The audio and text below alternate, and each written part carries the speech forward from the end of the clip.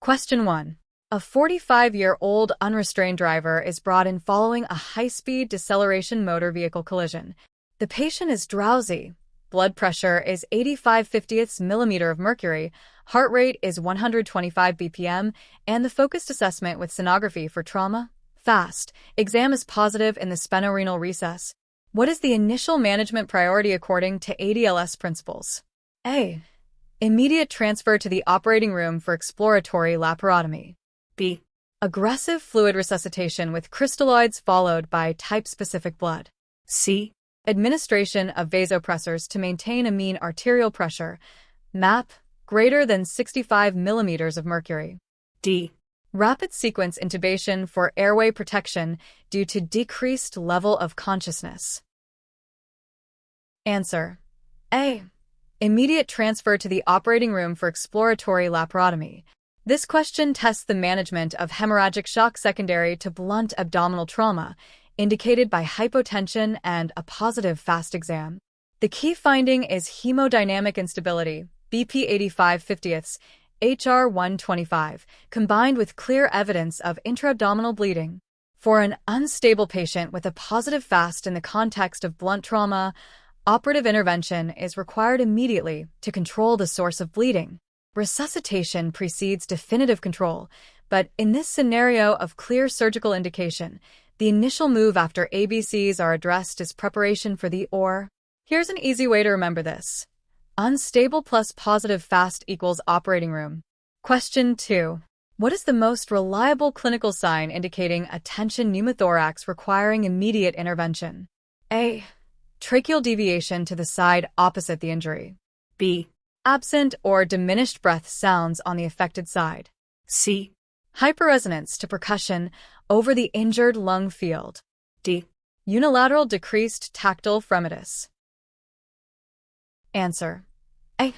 Tracheal deviation to the side opposite the injury. The concept here is recognizing the critical, late sign of tension pneumothorax, which involves mediastinal shift. While absent breath sounds and hyperresonance are early signs of any pneumothorax, significant deviation of the trachea away from the site of injury is the classic, definitive physical exam finding indicating the severe pressure buildup that characterizes a tension physiology. For example, if the right lung has a tension pneumothorax, the trachea will be pushed toward the left. It is easy to remember that tracheal deviation is the sign that elevates a simple pneumothorax to a life-threatening tension emergency. Question 3. A patient presents following a fall from height, landing on their feet. They have bilateral lower extremity deformity, are hypotensive, and have an external scrotal bruise. Which initial imaging study should be performed after the primary survey is complete and resuscitation has begun? A. Focused assessment with sonography for trauma, fast exam. B. Computed tomography CT scan of the cervical spine. C. Anteroposterior, pelvic X-ray. D. Cross-table lateral cervical spine radiograph. Answer. C. Anteroposterior, pelvic X-ray. This question focuses on the secondary survey imaging prioritization in the setting of severe blunt trauma and hypotension, specifically suggesting a possible unstable pelvic fracture.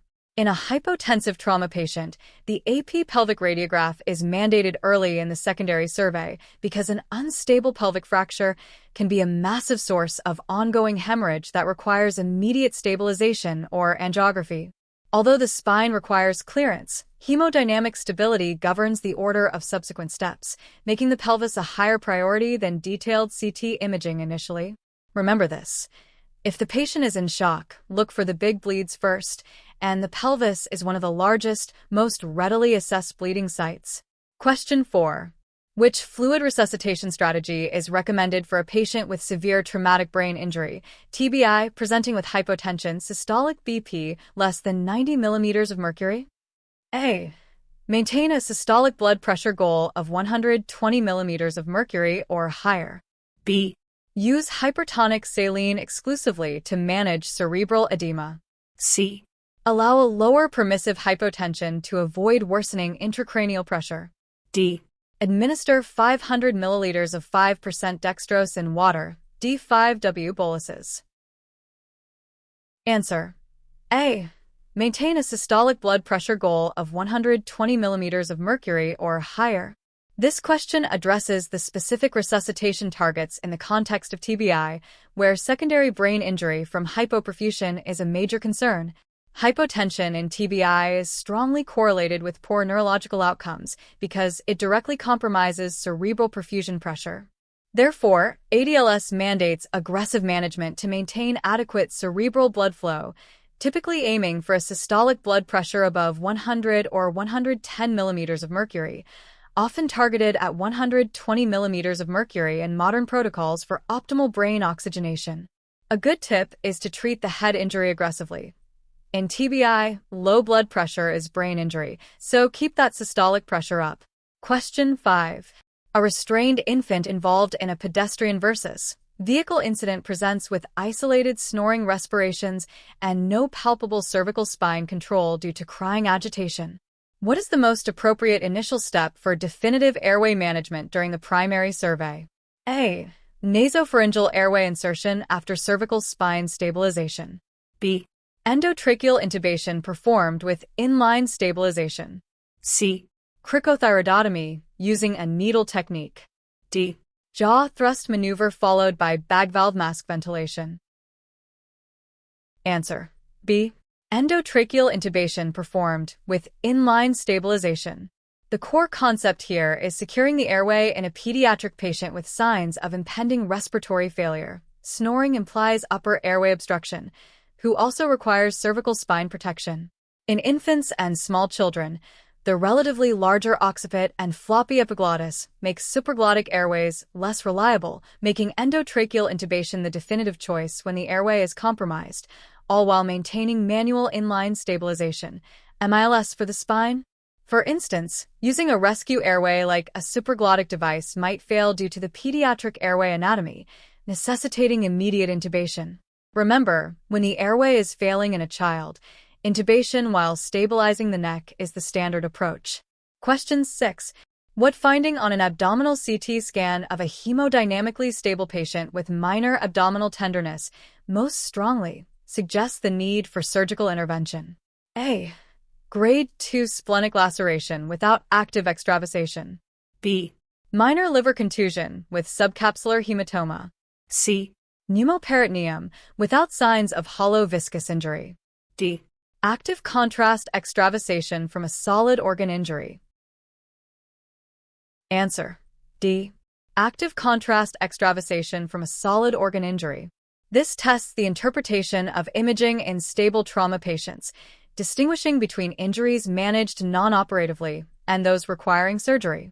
Active contrast extravasation seen on a CT scan, known as blush, indicates ongoing, significant bleeding from a solid organ like the liver or spleen that is unlikely to stop spontaneously.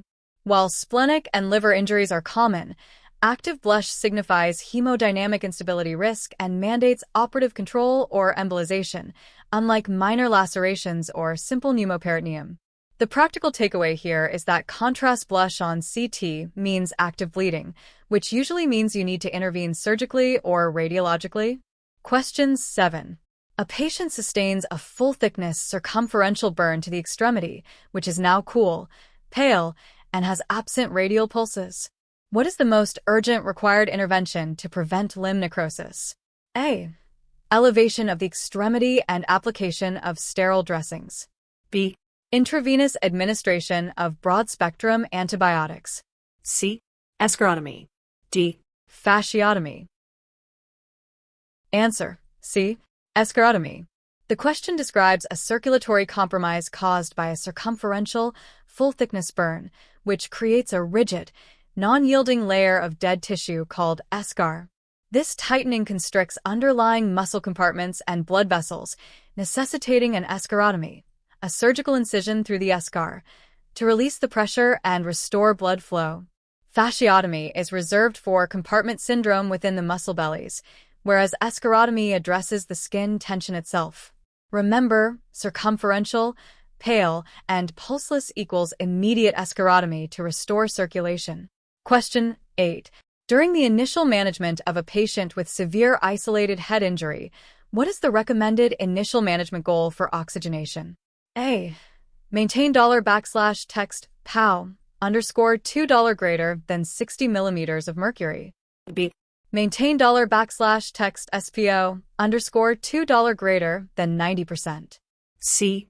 Maintain $text POW underscore $2 greater than 80 millimeters of mercury. D. Avoid supplemental oxygen unless $text SPO underscore $2 is less than 85%. Answer. B. Maintain $text SPO underscore $2 greater than 90%. The core principle tested is preventing secondary brain injury through adequate oxygen delivery, which is achieved by preventing hypoxia during the primary survey. While achieving a specific $text POW underscore $2 is important, the immediate, non-invasive monitoring target is to keep oxygen saturation above 90% in all trauma patients, especially those with TBI, to prevent the consequences of cerebral hypoxia. For instance, if the pulse oximeter drops below 90%, you must immediately apply high-flow oxygen. It is crucial to know that maintaining saturation above 90% is the universal initial oxygen goal in trauma resuscitation. Question 9. A 60-year-old woman is found unresponsive in her home. She appears pale and clammy. On examination, breath sounds are diminished unilaterally, and percussion reveals dullness over the affected side. Which injury is most likely responsible for these findings? A. Tension pneumothorax. B. Hemothorax. C. Flailed chest segment. D. Simple pneumothorax. Answer. B. Hemothorax. This question requires linking physical exam findings, unilateral diminished breath sounds combined with percussion dullness, to the underlying pathology. Dullness to percussion signifies the presence of fluid rather than air in the pleural space. When this fluid is blood-causing shock or respiratory compromise, it is termed a hemothorax. In contrast, pneumothorax causes hyperresonance, and a flail segment causes paradoxical chest wall movement. Always associate dullness on the chest with fluid accumulation, which in trauma usually means blood. Hemothorax. Question 10.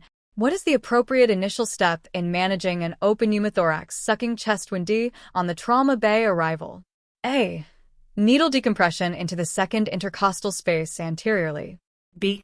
Immediate insertion of a chest tube via the fourth intercostal space. C.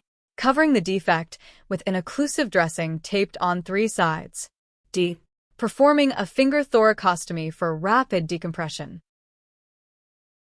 Answer. Covering the defect with an occlusive dressing taped on 3 sides. The management of an open pneumothorax requires converting it into a closed system to prevent continued air ingress during inspiration, which is the primary mechanism causing progressive collapse. The standard technique is applying a sterile, occlusive dressing secured on 3 sides, creating a flutter valve that lets air out on expiration but seals on inspiration. Needle decompression or chest tube insertion is secondary once the defect is sealed, and finger thoracostomy is a more invasive technique generally reserved for specific indications. Here's an easy way to remember. Seal the hole first with a 3-sided dressing to prevent sucking air in. Question 11. A patient presents 4 hours after a severe crush injury to the forearm. They develop profound shock, and laboratory studies reveal a potassium of 6.8 milliequivalent/L, and a creatinine of 3.1 mg/dl. What is the most life-threatening immediate complication requiring management? A. Acute respiratory distress syndrome, ARDS. B. Hypovolemic shock secondary to third spacing. C. Hyperkalemia leading to cardiac arrest. D. Disseminated intravascular coagulation, DIC. Answer. C. Hyperkalemia leading to cardiac arrest. This scenario describes established tumor lysis syndrome, or more commonly in trauma, severe crush syndrome, where muscle breakdown releases massive amounts of intracellular contents. The most immediate, life-threatening electrolyte abnormality listed is severe hyperkalemia, which can rapidly cause fatal ventricular arrhythmias and cardiac arrest before the full extent of fluid shifts causes severe shock. While shock is present, the critical, correctable abnormality requiring immediate pharmacological treatment is the potassium level. For crush injuries, always treat the potassium level urgently to stabilize the heart first. Question 12. A victim of a blast injury presents with apparent severe pulmonary contusions and difficulty ventilating, despite 100% supplemental oxygen. Their chest wall is stable, and there are no signs of pneumothorax or hemothorax on initial exam. What is the most likely underlying pathophysiology causing the ventilation/perfusion mismatch? A. Air embolism. B. Carbon monoxide poisoning. C. Blast lung injury. D. Acute traumatic diaphragmatic rupture. Answer: C. Blast lung injury. Blast injuries often cause primary, non-penetrating lung injuries due to the shockwave passing through air-filled organs, resulting in diffuse alveolar hemorrhage and contusions termed blast lung. This injury causes severe V/Q mismatch, leading to refractory hypoxemia because the damage is widespread within the lung parenchyma itself. Air embolism or CO poisoning have different presentations, and diaphragmatic rupture would typically present with signs of abdominal contents shifting into the chest. Remember that blast injury victims often have severe, invisible lung damage from the pressure wave itself. Question 13. Which intervention takes precedence over obtaining a complete history and physical examination in the hypotensive trauma patient? A. Performing the full secondary survey. B. Inserting a urinary catheter. C. Initiating rapid intravenous fluid resuscitation. D. Obtaining portable chest radiographs. Answer: C. Initiating rapid intravenous fluid resuscitation. The concept being tested is the prioritization within the primary survey, ABCD, for an unstable patient.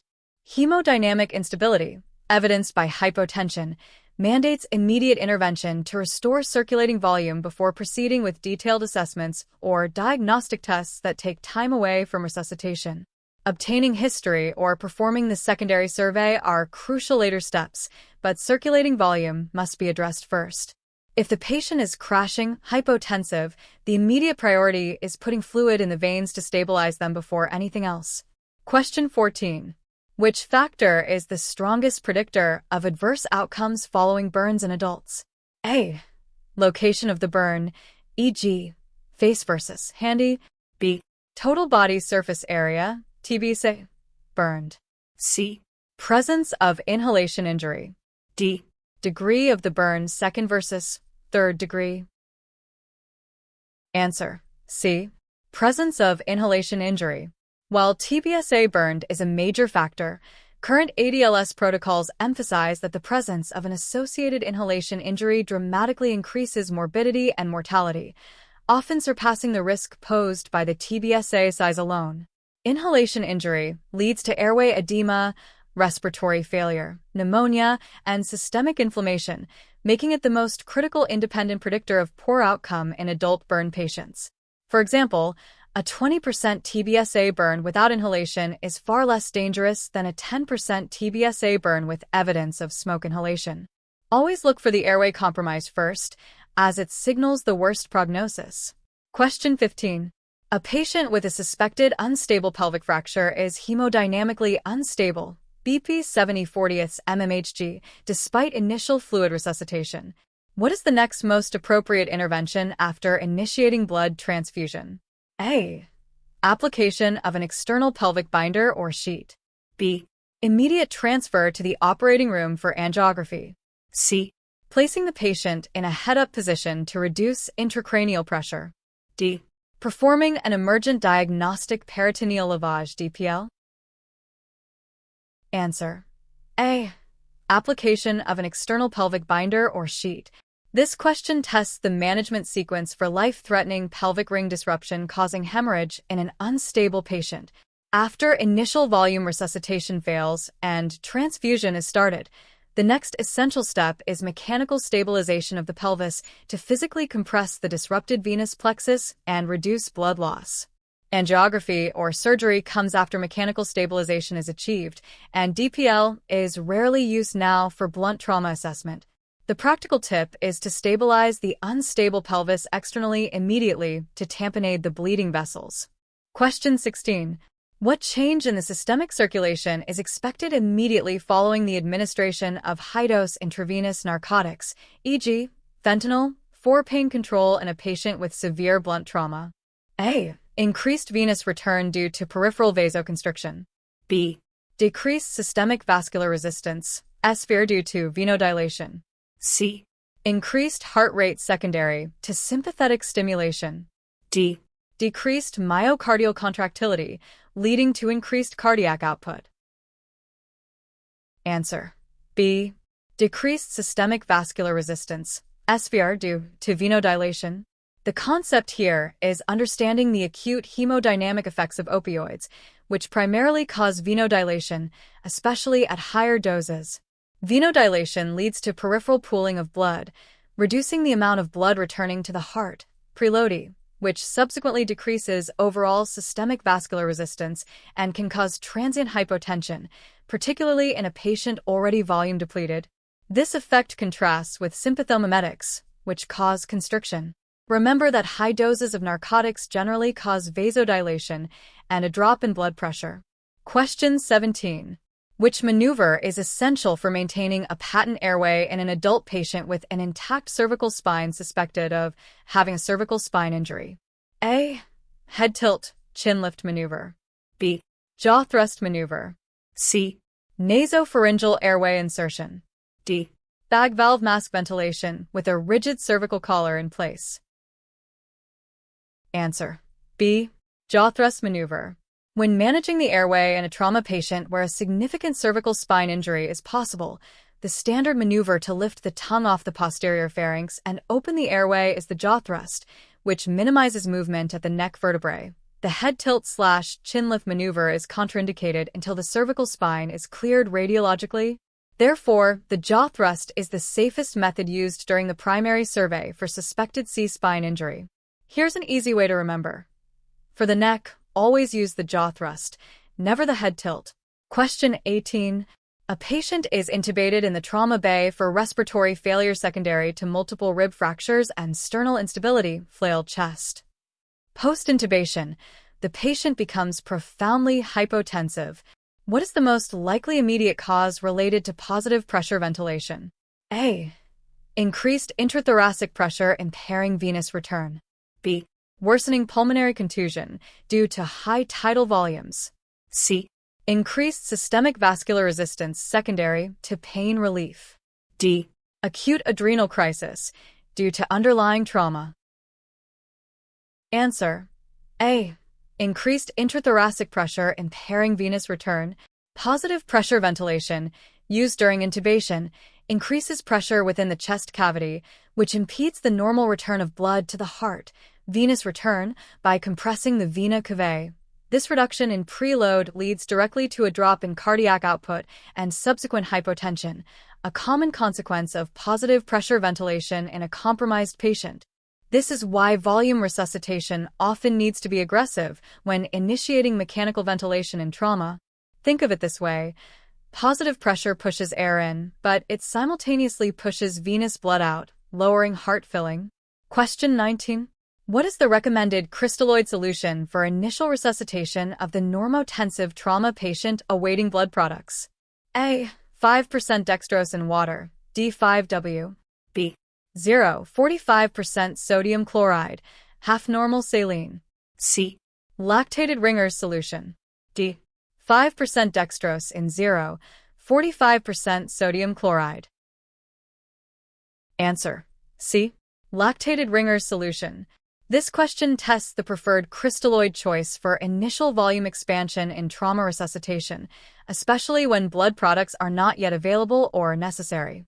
Lactated Ringer's, LR, is generally preferred over normal saline 0.9% NaCl because its electrolyte composition, particularly its lower chloride load, makes it more physiologically similar to plasma and reduces the risk of hyperchloremic metabolic acidosis.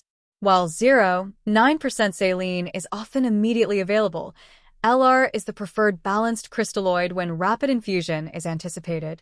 Remember that LR is the balanced crystalloid choice favored in resuscitation, being closer to natural body fluids.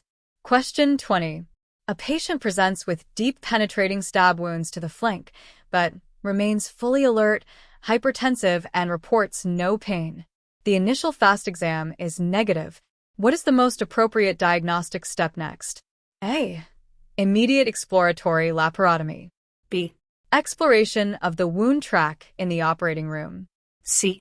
Computed tomography CT scan of the abdomen and pelvis. D. Serial abdominal examinations every 30 minutes. Answer: C. Computed tomography CT scan of the abdomen and pelvis. The scenario describes an alert, stable patient with a penetrating injury where the initial assessment, FAST, is negative, meaning there is no clear indication for immediate surgery based on instability or evident peritonitis.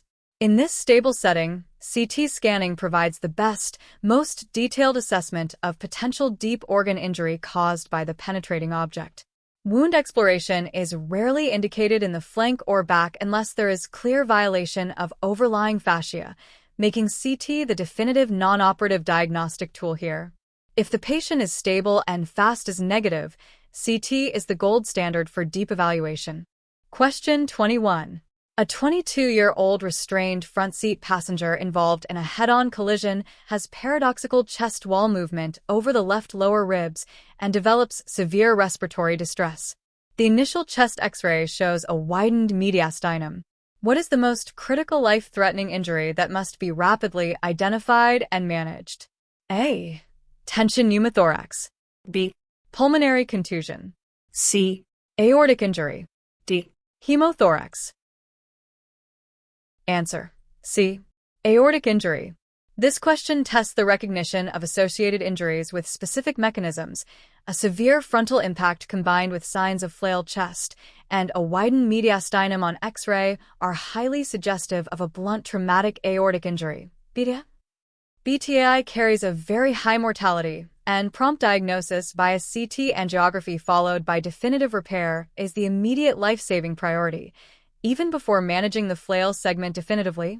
While flail chest is serious, the widened mediastinum in deceleration injury points toward the more immediately fatal vascular catastrophe. Here's an easy way to remember. Widened mediastinum in frontal crash equals high suspicion for a torn aorta. Question 22. What finding on neurologic assessment in the primary survey indicates the need for immediate hyperosmolar therapy, e.g., mannitol or hypertonic saline? A. Glasgow Coma Scale, GCS, of 13. B. New-onset unilateral pupil dilation. C. Evidence of focal neurological deficit with seizure. D. Depressed mental status, GCS 8. Without pupillary change. Answer: B. New-onset unilateral pupil dilation. Unilateral pupil dilation, often referred to as a blown pupil, is a critical, late sign of uncal herniation caused by rising intracranial pressure compressing the third cranial nerve. This finding mandates immediate intervention with osmotic therapy, like 3% hypertonic saline or mannitol, to rapidly reduce cerebral edema and temporarily shift fluid out of the brain tissue to relieve this pressure. While a low GCS is concerning, the fixed or blown pupil signifies impending brainstem compression requiring urgent hyperosmolar treatment. Always treat a blown pupil aggressively to reduce brain swelling immediately. Question 23. In the management of severe burns, when should escharotomy be performed based on clinical findings? A. When the burn is full thickness and the patient is significantly hypothermic. B. When eschar compromises circulation or ventilation, e.g., circumferential neck burn. C. After the patient has received 4 liters of crystalloid fluid resuscitation. D. When the burn depth is confirmed as deep partial thickness during dressing change. Answer: B. When eschar compromises circulation or ventilation, e.g., circumferential neck burn. The indication for escharotomy is based on physiological compromise caused by the restrictive nature of the rigid, non-elastic burn tissue, specifically when it threatens blood flow, limb circulation, or breathing, circumferential chest/neck burns. Waiting for a specific fluid volume or dressing change is inappropriate if the patient is already showing signs of compartment compromise or restricted chest wall movement. For instance, if an arm becomes pale and pulseless due to the burn tightening, surgery must happen right then. Remember, escharotomy is indicated when the burn is actively strangling the underlying structures. Question 24. A patient with a penetrating abdominal injury has evisceration of the bowel loops. What is the correct immediate management for the exposed viscera? A. Attempt to reduce the loops gently back into the abdomen. B. Cover the exposed tissue with warm, sterile saline-soaked gauze. C. Cleanse the exposed tissue with povidone iodine solution. D. Pack the eviscerated bowel loosely into the abdominal cavity. Answer. B. Cover the exposed tissue with warm, sterile saline-soaked gauze. The primary goal when dealing with eviscerated abdominal contents is to prevent desiccation, drying out, and contamination until operative repair can be performed. The standard technique involves gently covering the organs with moist, not dry, sterile dressings kept warm to maintain viability and prevent thermal injury. Active reduction or cleaning with antiseptic solutions is inappropriate at the bedside, as it can cause trauma or introduce contaminants. Here's an easy way to remember. Keep the guts moist, warm, and untouched until surgery. Question 25. What is the standard technique for initiating resuscitation in a pediatric patient under 6 years old with severe hemorrhagic shock, class 3/4? A.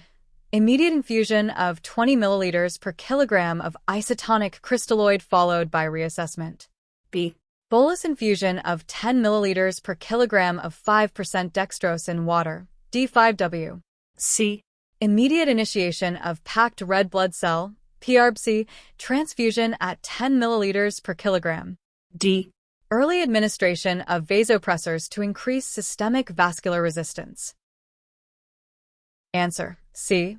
Immediate initiation of packed red blood cell, PRBC, transfusion at 10 milliliters per kilogram.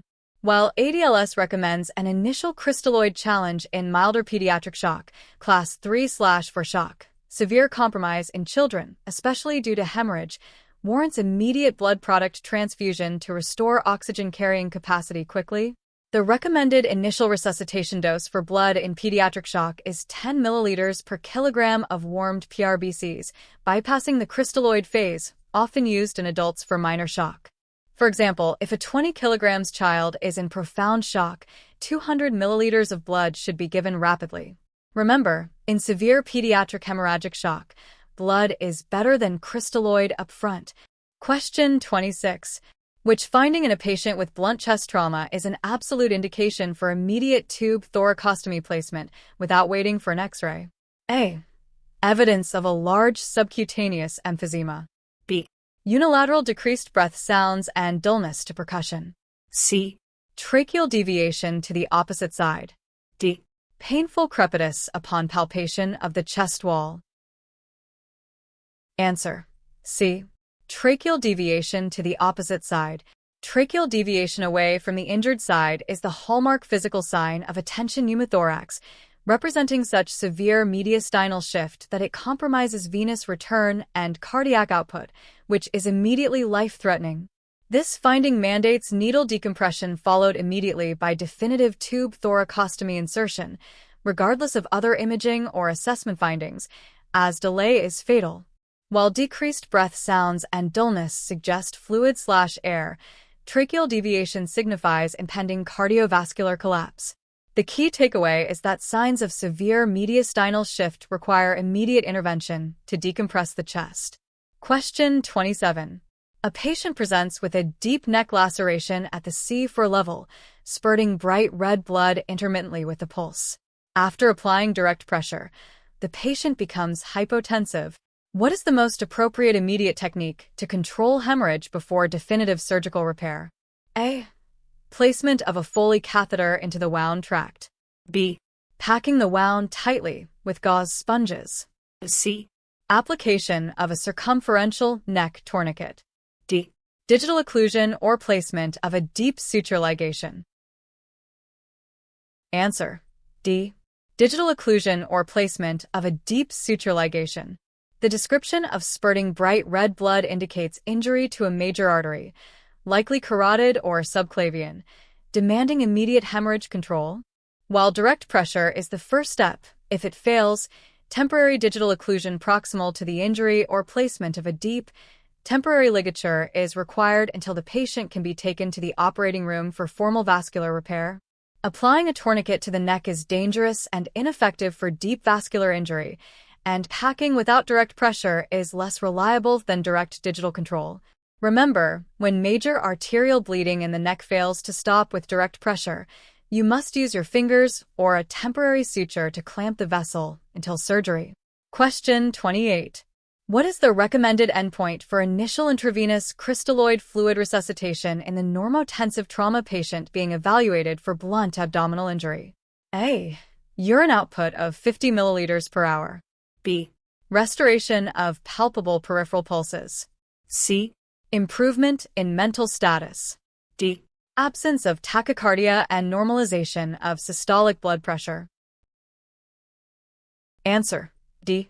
Absence of tachycardia and normalization of systolic blood pressure. The concept tested is the goal of the initial fluid challenge during the primary survey for shock management, which relies on dynamic physiological parameters rather than static measurements. For the initial crystalloid bolus, the primary goal is to normalize vital signs, specifically reversing tachycardia and restoring a palpable/normal blood pressure, indicating adequate circulatory filling. Urine output and mental status are important secondary markers, but pulse normalization is the immediate resuscitation target before blood products become necessary. Here's an easy way to remember. Check the pulse and pressure first. If they look normal, you pause the crystalloid and look for blood loss elsewhere. Question 29. A 30-year-old male is brought in after a fall from a tree. He is awake but complains of severe pain and inability to move his legs.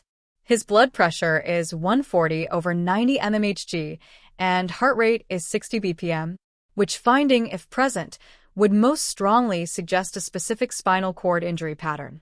A. Presence of priapism. B. Absent abdominal reflexes. C. Hyperflexia in the lower extremities. D. Loss of pain sensation below T10 only. Answer: A. Presence of priapism. This question asks about signs specific to spinal cord syndromes in the setting of spinal trauma. Priapism, a persistent, often painful erection in a male patient with spinal trauma, is highly suggestive of a spinal cord injury that involves the sympathetic fibers, classically associated with the T1-L2 segments, often indicating a severe cord syndrome like spinal shock. Hyperflexia suggests an upper motor neuron injury, but priapism is a more specific autonomic sign, pointing toward the T1-L2 level injury. Remember, priapism in the context of spinal cord trauma is a crucial autonomic sign, pointing toward the thoracic or upper lumbar cord level. Question 30. What is the purpose of administering tranexamic acid, TBSA, early in the management of the severely injured trauma patient, within 3 hours of injury? A. To rapidly reverse hypoglycemia caused by massive transfusion. B. To stabilize the fibrin meshwork and reduce early mortality from hemorrhage. C. To inhibit platelet aggregation and reduce bleeding from superficial wounds. D.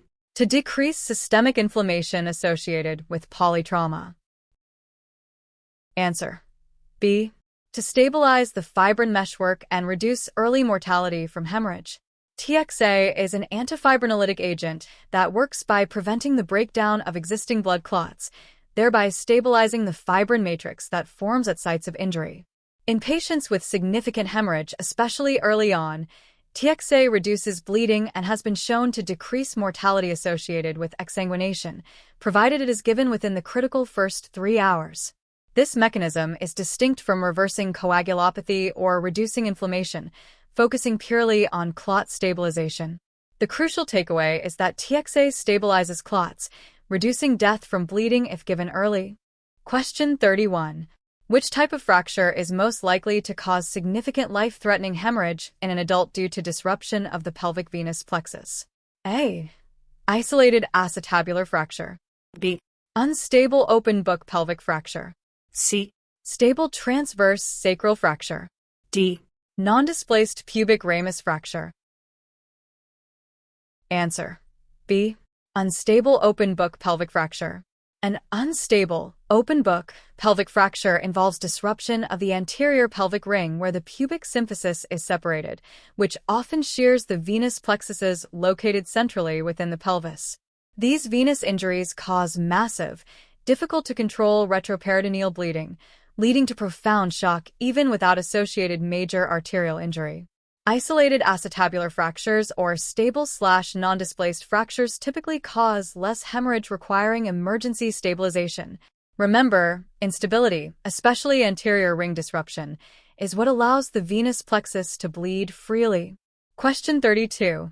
A patient with extensive, deep partial thickness burns covering the entire back and both arms develops significant pain and signs of restricted respiratory excursion despite adequate initial fluid resuscitation. What is the most likely immediate physiological problem and necessary intervention? A. Increased metabolic rate requiring aggressive cooling. Initiate sedation. B. Eschar constricting the chest wall. Perform immediate escherotomy.